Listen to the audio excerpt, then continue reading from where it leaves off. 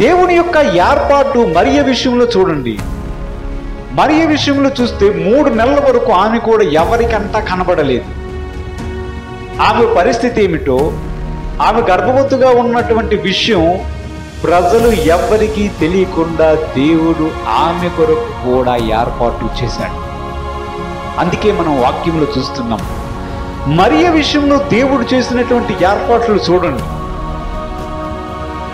గాబ్రియేలు దూత వచ్చాడు, చెప్పాడు, వెళ్ళిపోయాడు. ఈమె వెళ్ళి అక్కడికి వెళ్ళి అక్కడ సెటిల్ అయిపోయింది 3 నెలలు. ఇంక 3 నెలలు అక్కడ ఉండిపోయింది, ఎవరికంటా కనబడలేదు. ఎందుకు ఇలాగూ దేవుడు ఏర్పాటు చేశాడు? తన భక్తుల విషయంలో దేవుడు, తన కోరుకున్నటువంటి ప్రజల విషయంలో దేవుడు చేసే ఏర్పాట్లు చూడండి.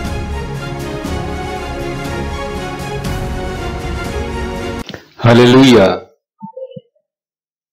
దేవునికి మహిమ కలుగును గాక. హల్లెలూయా.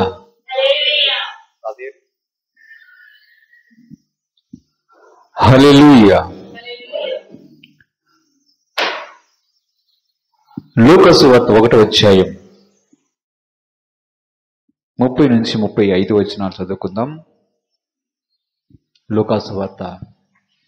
ఆమె ఆ మాటకు బహుగా తొందరపడి ఈ శుభవచనం ఏమిటో అని ఆలోచించుచుండగా దూత, మరియా, భయపడకుము, దేవుని వలన నీకు కృప పొందితివి.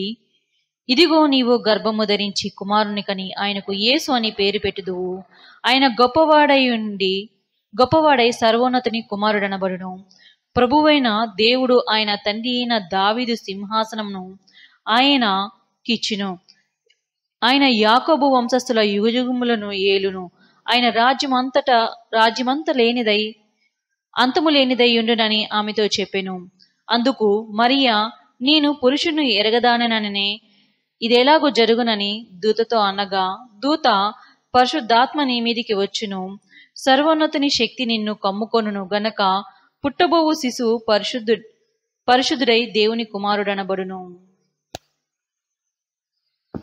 ప్రార్థన చేద్దాం. పరిశుద్ధుడైన తండ్రి, మహోన్నతుడైన దేవా, మీ పాదములు కొందరు స్తుతులు స్తోత్రం చెల్లిస్తున్నాను. వాక్యమయ్యున్న దేవా, మీరు మాట్లాడండి ప్రభు. నన్ను మరుగుపరిచి మీరు మహిమ పొందమని యేసుక్రీస్తు పరిశుద్ధ నామమున అడిగి వేడుకొనుచున్నాము తండ్రి. హల్లెలూయా. లూకా సువార్త 1వ అధ్యాయం 30 నుంచి 35 వచనాలు చదువుకున్నాం. గాబ్రియేలు దూతను దేవుడు మరియ యొద్దకు పంపించాడు. పంపించి ఏం మాట్లాడాడు? దయాప్రాప్తురాలా,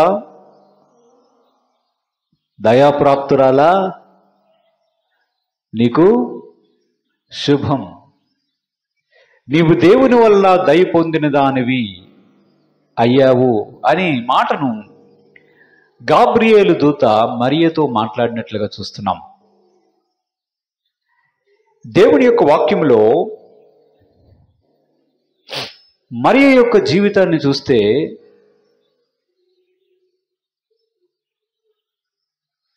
మనకి చాలా ఆశ్చర్యంగా కనిపిస్తుంది. మరియ యొక్క జీవితం, యేసుప్రభు వారి తల్లి అయిన మరియ జీవితం చాలా ఆశ్చర్యంగాను, చాలా విశ్వాసానికి గుర్తుగా కూడా ఆమె కనిపిస్తుంది. మరియకు అప్పటికే యోసేపు అనే ఒక పురుషునితో ప్రదానం చేయబడినటువంటి కన్యక అని వాక్యం సెలవిస్తుంది.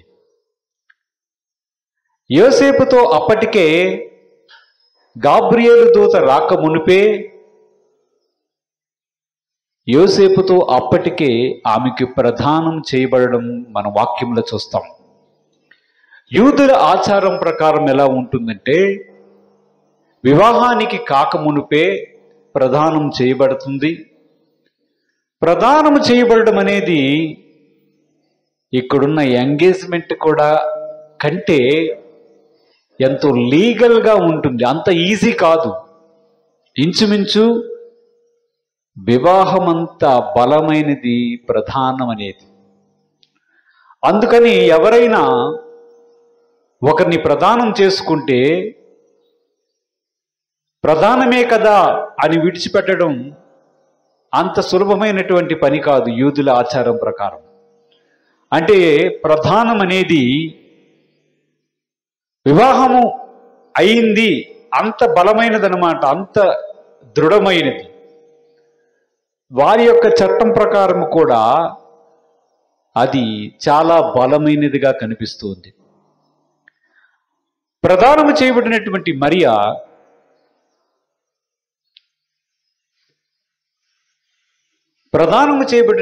మరియా యొద్దకు గాబ్రియేలు దూత వచ్చి, పరిశుద్ధాత్మ శక్తి నీ మీదకు కమ్ముకుంటుంది, నీవు ఒక కుమారుని కంటావు. ఈ విషయాలన్నీ చెప్తూ ఉన్నాడు గాబ్రియేలు దూత.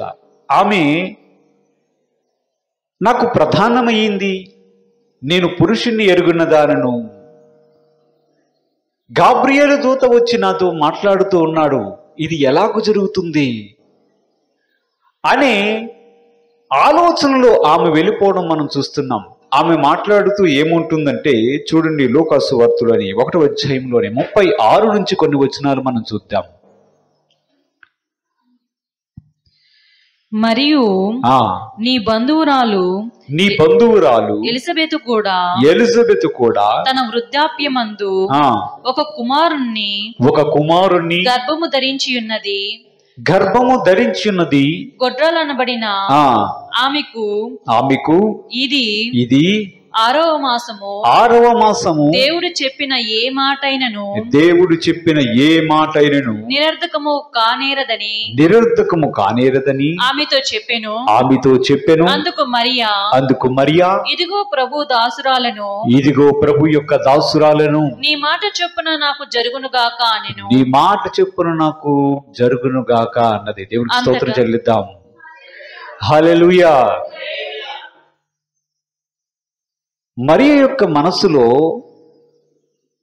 ఆమె ఏమో కోరుకుంటున్నట్టుగా కనిపిస్తుంది. గాబ్రియేలు దూత వచ్చి చెప్పాడు, బాగానే ఉంది, ఇది ఎలాగూ జరుగుతుంది, నాకు నిర్ధారణ కావాలి, నేను దీన్ని నమ్మలేకపోతున్నాను అనే ఆలోచనలో ఆమె ఉన్నట్లుగా మనకు కనిపిస్తూ ఉంది. అందుకే బహుశా గాబ్రియేలు దూత మాట్లాడుతూ ఉన్నాడు. మనం ఇలాగ అర్థం చేసుకోవచ్చు, నీకు ఒక సూచన చెప్పమంటావా మరియా? ప్రభు చెప్పిన ఏ మాట అయినను వ్యర్థం కాదని నువ్వు అర్థం చేసుకోవాలి. నన్ను దేవుడు నీ యొద్దకు పంపించాడు. నీకు ఇంకో సూచన చెప్తున్నాను చూడు.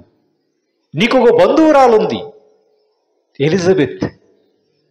ఆమె ముసలిదైపోయింది, బహువృద్ధాప్యంలోనికి వచ్చింది. ఆమె ఇప్పుడు గర్భము ధరించి ఉంది. ఆమెకు 6వ నెల అనే విషయాన్ని చెప్పి వెళ్ళిపోయాడు. అప్పుడు మరియ యొక్క మనసులో ఎలా కనిపిస్తుందంటే, నాకు ప్రధానమయ్యింది, యోసేపును ఎరగనిదానను, దేవుని దూత వచ్చి నాకు చెప్పాడు, పరిశుద్ధాత్మ ద్వారా నేను ఒక కుమారుని కంటాను, ఆయన యేసు ప్రభువు అవుతారు, ఇది ఎలాగూ జరుగుతుంది అనే ఆలోచనలో ఉన్నటువంటి ఆమెకు గాబ్రియేలు దూత చెప్పినటువంటి వర్తమానం, అయితే నేను అక్కడ నిర్ధారణ చేసుకోవచ్చు, ఈ మాట నా పట్ల నిజమవ్వాలి అంటే ఈ గాబ్రియేలు దూత చెప్పినటువంటి ఆ మాట కూడా నేను సరిచేసుకొని ఒక్కసారి సరిచూసుకుంటే ఇది జరుగుతుంది అనే ఆలోచనలోనికి బహుశా వచ్చినట్లు మనకు అనిపిస్తుంది. వాక్య భాగంలో చూద్దాం. చూడండి, అదే అధ్యాయం 39 నుంచి 44 వచనాల్లో మనం చూస్తే, ఆ దినముల యందు మరియ లేచి యూదా ప్రదేశములోని కొండ సీమలో ఉన్న ఒక ఊరికి త్వరగా వెళ్ళి జకరియా ఇంటిలో ప్రవేశించి ఎలిజబెతుకు వందనము చేసెను. ఎలిజబెతు మరి యొక్క వందన వచనము ఎలిజబెత్ యొక్క వందన వచనం వినగానే ఆమె గర్భంలో శిశువు గంతులు వేసెను. అంతటా ఎలిజబెత్ పరిశుద్ధాత్మతో నిండుకొనిదై బిగ్గరగా ఇట్లా నేను స్త్రీలలో నీవు ఆశీర్వదింపబడిన దాని గర్భఫలమును ఆశీర్వదింపబడును. నా ప్రభు తల్లి నా యొద్దకు వచ్చుట నాకు ఎలాగూ ప్రాప్తించెను. ఇదిగో నీ శుభవచనము నా చెవిన పడగానే నా గర్భంలోని శిశువు ఆనందంతో గంతులు వేసెను. దేవునికి స్తోత్రం. ఇప్పుడు మరియ ఏం చేసింది చెప్పండి? మరియ ఎక్కడుంది?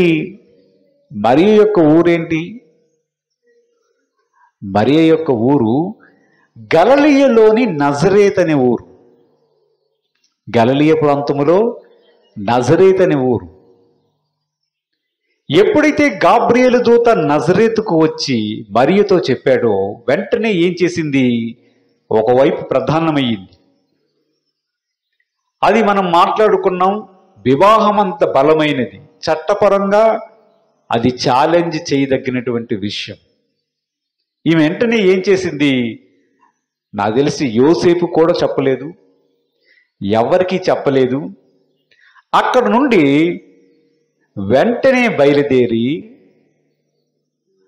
యూదాలో ఉన్నటువంటి కొండలలో ఉన్నటువంటి ఒక చిన్న గ్రామం ఒకటి ఉంది. ఆ గ్రామానికి వెళ్ళిపోయింది. ఆ గ్రామం ఎవరిది? ఆ గ్రామములో ఎలిజబెతు జకర్యాల యొక్క ఊరు అది. ఆ ఊరికి వెళ్ళిపోయి గాబ్రియేలు దూత నాతో చెప్పినటువంటి మాటను ఒక్కసారి వెరిఫై చేసుకుంటాను, చూస్తాను. నా బంధువురాలు ఎలిజబెత్ యొక్క సంగతి ఏంటని అక్కడికి వెళ్ళింది. వెళ్ళగానే ఎలిజబెత్ గర్భము ధరించి 6 నెలలు కనబడగానే ఆమె మనసులో అనుకుంది, ఆహా, దేవుడు చెప్పిన ఏ మాట అయినను నిరర్ధకము కాదని గాబ్రియేలు దూత నాతో చెప్పాడు. నిజముగా నేను చూసింది గాబ్రియేలు దూతని. ఈ విషయం నాకు తెలియదే. ఎలిజబెత్ గర్భము చూస్తే 6 నెలలు గర్భవతిగా ఉండడంతో చూచి ఆశ్చర్యపోయింది. అంటే ఆమెకు మొదటి నిర్ధారణ జరిగింది. గాబ్రియేలు దూత వచ్చి మరియతో ఎలిజబెత్ గురించి ఎందుకు మాట్లాడాలి? కావాలంటే వెళ్ళి చెక్ చేసుకో. దేవుడు చెప్పిన ఏ మాట నిరర్ధకం కాదు మరియా, కావాలంటే వెళ్ళి చెక్ చేసుకో అన్నట్లుగా ఒక సూచన ఇచ్చి వెళ్ళిపోయాడు. అక్కడికి వెళ్ళి చూడగానే ఎలిజబెత్ గర్భవతిగా ఉండడం చూచి ఆశ్చర్యంకు లోనైపోయింది. వెంటనే వందనాలు అని చెప్పింది. ఎవరికి? ఎలిజబెత్కి చెప్పింది. వందనాలు అని ఎప్పుడందో ఆ వందన వచనం వినగానే అప్పటికే ఎలిజబెత్ గర్భములో ఉన్న 6 నెలల శిశువు అయినటువంటి బాప్తిస్మిచ్చు యోహాను ఎగిరి గంతేశాడు. దేవుడికి స్తోత్రం కలుగుగాక. ఎగిరి గంతేశాడు. లోపల గంతులు వేయగానే ఎప్పుడైతే ఈ మాట 6 నెలల శిశువు అయినటువంటి యోహాను సాక్ష్యం ఇస్తూ ఉన్నాడు మరియ విషయంలో. ఆ మాట ఎప్పుడైతే ఎలిజబెత్ చెవిలో నుంచి పడిందో గర్భంలో ఉన్నటువంటి భక్తుడైన యోహాను కూడా విన్నాడు. ఎంత ఆశ్చర్యంగా ఉంది కదా! 6 నెలలు గర్భంలో ఉన్నటువంటి శిశువు గెంతులేసి ఆనందంతో గెంతులేయడం ప్రారంభించాడు. ఎందుకు? యోహాను ఇంతకుముందు మరియను చూచాడా? బయటికే రాలేదు, ఇంకా లోపలే ఉన్నాడు. కానీ భక్తుడైన యోహాను మరియ యొక్క మాటను గుర్తుపట్టాడు. అది ఎలాగూ జరిగింది? అది కూడా ఆమెకు సూచన, నిర్ధారణ. ఎవరికి నిర్ధారణ? అది మరియకు నిర్ధారణ. మరియ దాన్ని చూచి, అమ్మో, అసలు నేను 6 నెలల వరకు నా మాట కూడా వినలేదే, మొదటిసారి నేను వచ్చాను, గర్భంలో ఉన్న శిశువు నా మాట వింటే ఎలా గంతులు వేశాడు? ఇది కూడా నాకు నిర్ధారణే. బాప్తిస్మిచ్చు యోహాను పుట్టక మునిపే 6 నెలల శిశువు అనుకుందాం, లోపల గర్భంలో ఉన్నటువంటి శిశువు కూడా మరియకు సాక్ష్యమిస్తున్నాడు. వెంటనే ఎప్పుడైతే గంతులు వేశాడో, ఎలిజబెత్ ఎప్పుడైతే ఈ వందన వచ్చిన మరియ ద్వారా విన్నదో, వెంటనే పరిశుద్ధాత్మ కూడా ఎలిజబెత్ మీదకు రావడం ప్రారంభించాడు. దేవుడికి స్తోత్రం కలుగును కాక.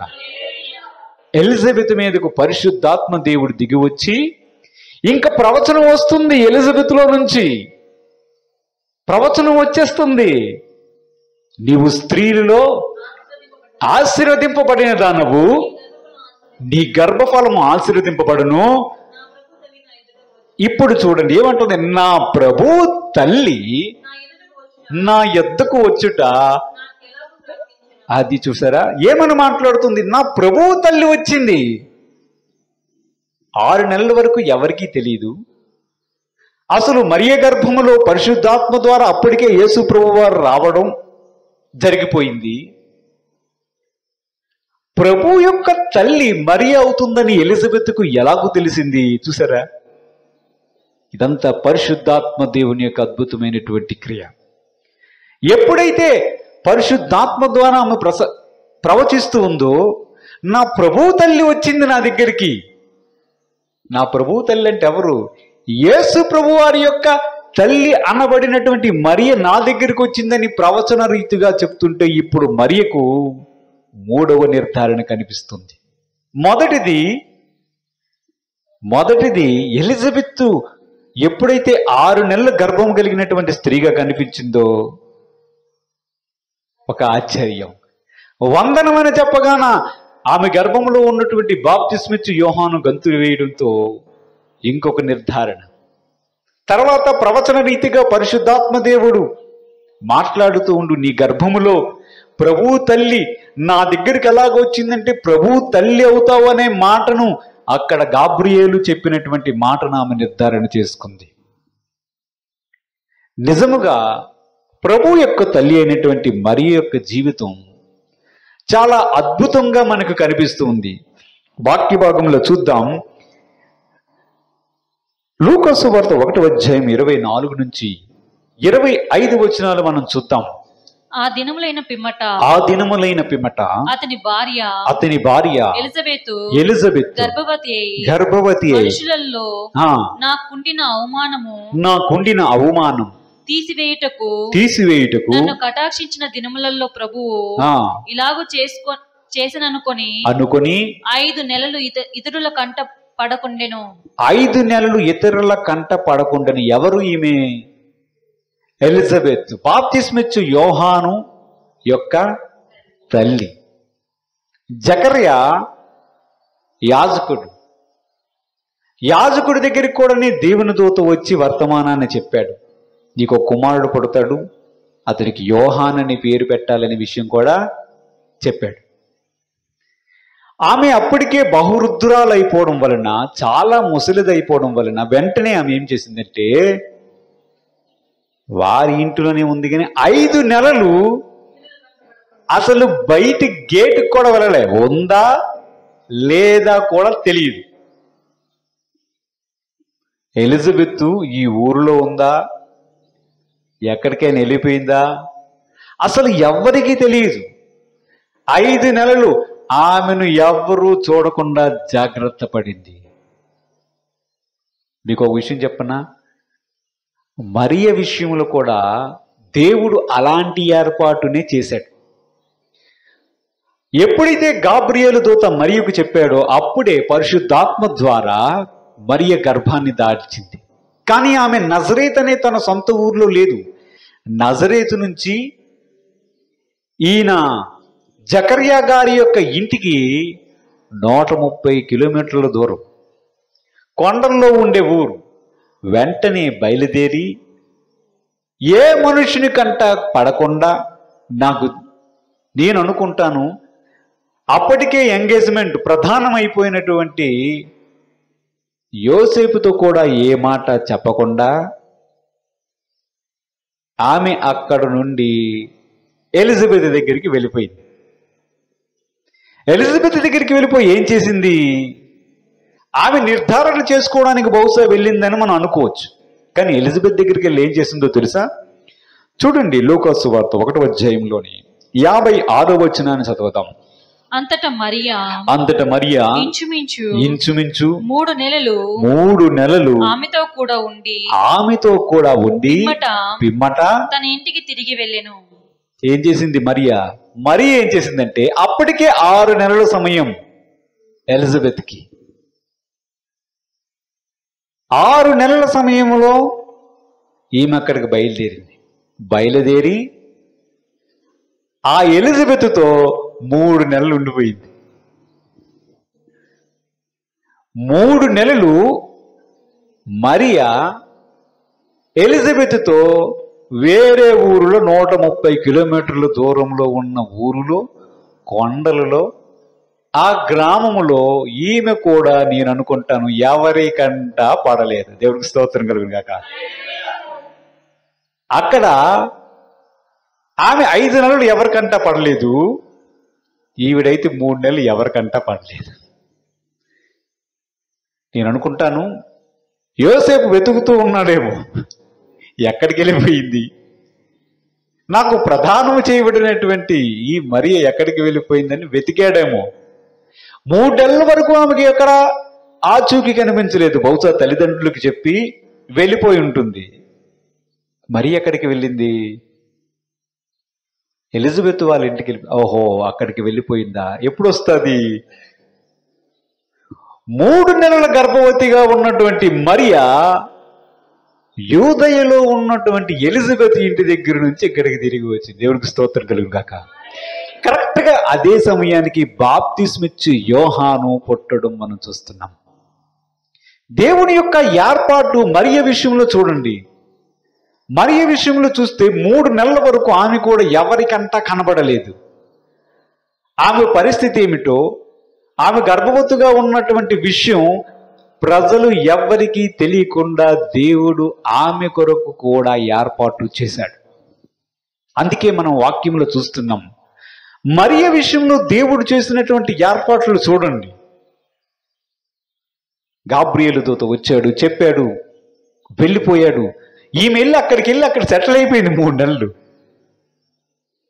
ఇంక 3 నెలలు అక్కడ ఉండిపోయింది, ఎవరికంటా కనబడలేదు. ఎందుకు ఇలాగూ దేవుడు ఏర్పాటు చేశాడు? తన భక్తుల విషయంలో దేవుడు, తన కోరుకున్నటువంటి ప్రజల విషయంలో దేవుడు చేసే ఏర్పాట్లు చూడండి. దేవుడు చేసే ఏర్పాట్లను చూడండి. 3 నెలలు అక్కడే ఉండి తిరిగి రావడం ప్రారంభించింది.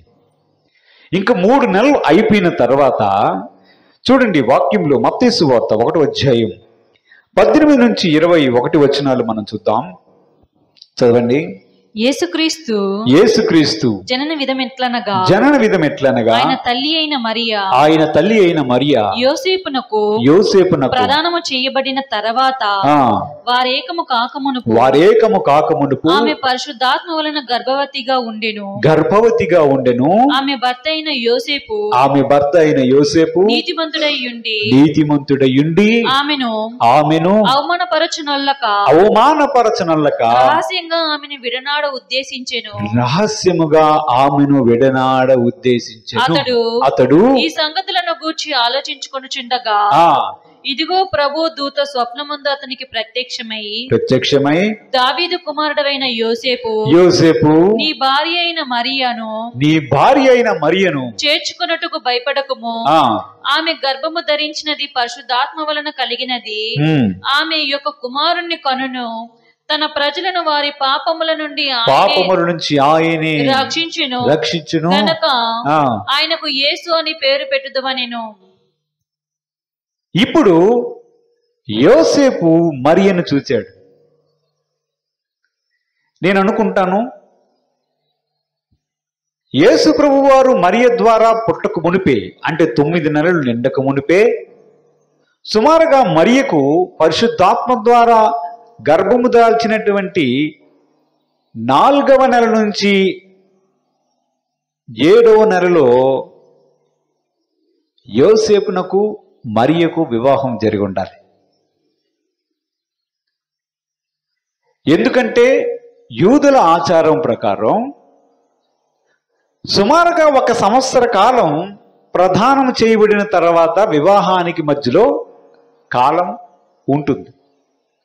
ఇప్పుడు మరియ విషయంలో చూస్తే మరియా అప్పటికి 3 నెలలు అక్కడ ఉండిపోయింది కనుక ఆమె 4వ నెల లేదా 5వ నెల వచ్చినప్పటికీ ఆమె గర్భం ఆయనకి స్పష్టంగా కనిపిస్తున్నప్పుడు అనుకున్నాడు, ఇదేదో జరిగినట్టుగా ఉంది అని ఆలోచన చేసి, నాకు ప్రదానము చేయబడినటువంటి మరియా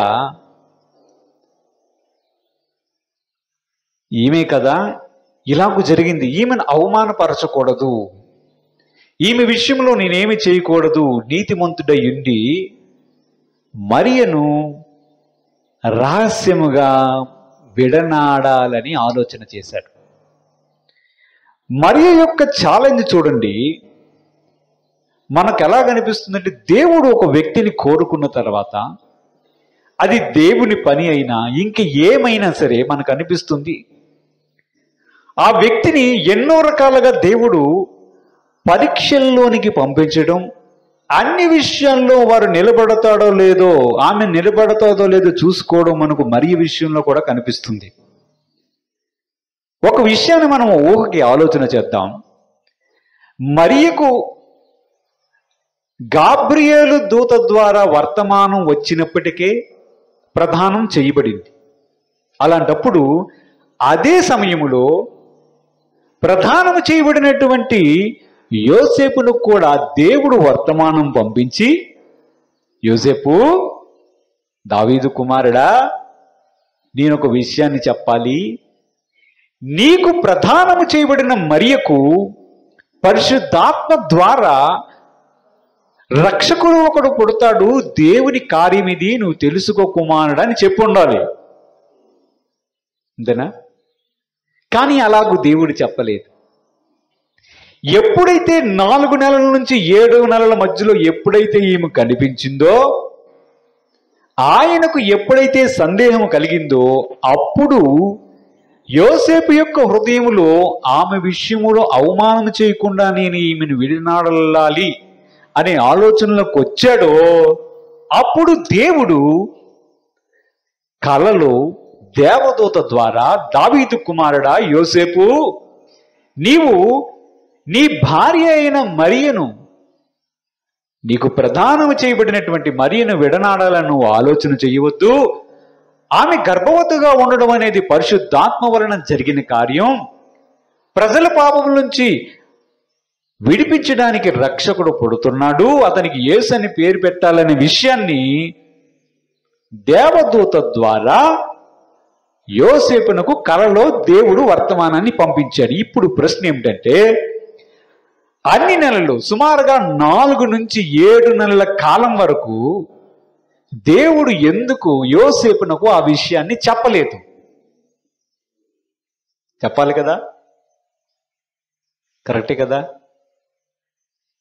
మరియకు ఛాలెంజ్ ఇది. మరియ విశ్వాసానికి ఇదొక పరీక్ష. మరియ విశ్వాసానికి పరీక్ష. ఆమెకి ఏ సపోర్టు లేదు.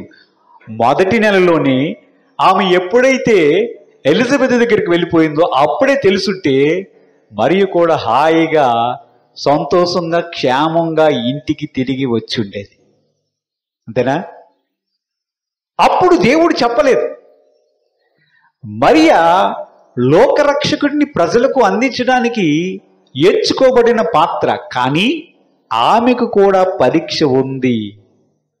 నిజానికి వాక్యములో చూస్తే ద్వితీయోపదేశ కాండం 22వ అధ్యాయం 20 నుంచి 21 వచనం ఒక్కసారి చదువుకుందాం. ద్వితీయోపదేశ కాండం 22వ అధ్యాయం. అయితే ఆ మాట నిజమైన ఎడల అనగా ఆ చిన్నదాని యందు కన్యక లక్షణములు కనబడని ఎడల వారు ఆమె తండ్రి ఇంట యొద్దకు ఆ చిన్నదానిని తీసుకొని రావలెను. అప్పుడు ఆమె ఊరివారు ఆమెను రాళ్లతో చావగొట్టవలెను. ఏలయనగా ఆమె తన తండ్రి ఇంట వ్యభిచరించి ఇశ్రాయేలులో దుష్కార్యము చేసెను. అట్లు ఆ చెడుతనమును మీ మధ్య నుండి మీరు పరిహరించుదురు. ఆనాడు ధర్మశాస్త్రం ఏమని బోధిస్తుందంటే, ప్రదానము చేయబడినటువంటి ఒక స్త్రీ గాని ఇలాగ గర్భవతిగా ఒకవేళ కనిపిస్తే ధర్మశాస్త్రం ఏం చెప్తుందంటే, ఆ అమ్మాయిని తీసుకుని వచ్చి వాళ్ళ నాన్న ఇంటి దగ్గర పెట్టి, ఇదిగో ఈమె ఇలాగూ చేసిందని ప్రజల ముందు చెప్పి, అది నిరూపణ చేయబడిన తరువాత ప్రజలందరూ రాళ్ళు తీసుకొని ఆమెను కొట్టి చంపాలి. అందుకే వ్యభిచారమందు పట్టబడినటువంటి ఒక స్త్రీని యేసుప్రభు వారి దగ్గరికి తీసుకుని వచ్చి వారు చేసింది ఏంటంటే, బోధకుడా నువ్వేం చెప్తావు అని ఆయన అడిగినప్పుడు ఆయన, మీలో పాపము చేయని వాడు మొదట రాయిని వేయండి అని చెప్పాడు. అవునా? ఎందుకంటే ధర్మశాస్త్రం అలాగూ చెప్తుంది. అంటే మరియ విషయంలో కూడా అలాంటి అవమానం, ఇంకా మరణశిక్ష కూడా పడవలసినటువంటి పరిస్థితి ఏర్పడింది. కానీ మరియ దానికి కూడా ఆమె అంగీకరించి దేవుని నిమిత్తం నిలవబడింది. దేవుడికి స్తోత్రకరం గాక. అందుకే మనం అనుకుంటున్నాం మరి యొక్క జీవితం చాలా ప్రత్యేకమైనటువంటి జీవితం, అంత ఆషామాషి విషయం కాదు.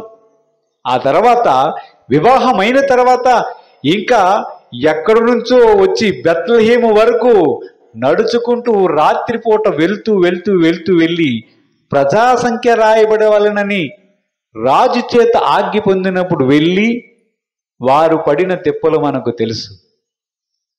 ఎంతో కష్టమైనటువంటి పరిస్థితుల్లో మరియ నడిచింది. ఈ సర్వలోకానికి రక్షకుణ్ణి మనకు అందించడానికి, మన పాపముల నిమిత్తం ఆయన మరణించడానికి దేవుడు ఏర్పాటు చేసినటువంటి పాత్ర మరియ. దేవుడికి స్తోత్రం కలుగును గాక. ఈ పరిస్థితి ఉంది, ధర్మశాస్త్రం ఎలాగో చెప్తుంది. అందుకే యోసేపు అనుకున్నాడు, యోసేపు నీతిమంతుడు, దేవుడు ఎలాంటి వ్యక్తిని కోరుకున్నాడో చూసారా? యోసేపు కూడా దర్శనాన్ని చూచి అర్థము చేసుకునే మనస్సు గల వ్యక్తి కనుక దేవుడు అలాంటి వ్యక్తిని కూడా కోరుకున్నాడు. యోసేపుకు తర్వాత చెప్పినా అంగీకరిస్తాడు. యోసేపుకు 7 నెలల తర్వాత చెప్పినా సరే అంగీకరించగలిగే మనసుంది కనుక యోసేపును కావాలి అని కోరుకున్నాడు. దేవుడికి స్తోత్రం. అంటే ఒక వ్యక్తిని దేవుడు కోరుకునేటప్పుడు ఎలాంటి వ్యక్తులను కోరుకుంటున్నాడో చూడండి. మరియ మరణశిక్షకైనా సిద్ధపడింది, కానీ దేవుడు ఆమె పట్ల చూపించినటువంటి కృప చూస్తే అర్థం చేసుకోగలిగాడు యోసేపు. ఎందుకంటే దేవుడికి తెలుసు, నా కుమారుడైన యోసేపుకి నేను ఎప్పుడు చెప్పినా అర్థము చేసుకునే మనస్సు గలవాడు, దాన్ని అంగీకరించే మనస్సు గలవాడని దేవుడు తన ప్రణాళికలో మరియను యోసేపును దేవుడు ఏర్పరచుకున్నాడు. దేవుడికి స్తోత్రం కలుగుడు కాక. వాక్యములు చూస్తే మత్తయి సువార్త 1వ అధ్యాయం 24 నుంచి 25 వచనాలు కూడా చూద్దాం. యోసేపు నిద్ర మేల్కొని ప్రభుదూత తనకు ఆజ్ఞాపించిన ప్రకారము చేసి తన భార్యను చేర్చుకొని ఆమె కుమారుని కనువరకు ఆమెను ఎరుగకుండెను. అతడు ఆ కుమారునికి యేసు అని పేరు పెట్టెను. దేవునికి స్తోత్రం కలుగును గాక. దేవుడు ఏదైతే ఆజ్ఞ ఇచ్చాడో తూచా తప్పకుండా యోసేపు దాన్ని అంగీకరించాడు. మరియను తన భార్యగా చేర్చుకున్నాడు. యేసు అనే మన రక్షకుడు పుట్టడం, ఆ శిశువుకి యేసు అని పేరు పెట్టడం కూడా జరిగింది. మరియ యొక్క పాత్రను చూడండి, యోసేపు యొక్క పాత్రను చూడండి. దేవుడు ఏర్పరచుకున్నటువంటి వ్యక్తులు వారు, దేవుడు చిత్తములో ఉన్నవారు, దేవుడు వారితో మాట్లాడుతున్నారు. కానీ వారు ప్రయాణించినటువంటి పద్ధతిని చూస్తే, దేవుడి ఏర్పాట్లు చూస్తే 3 నెలలు ఎక్కడో ఏర్పాటు చేశాడు.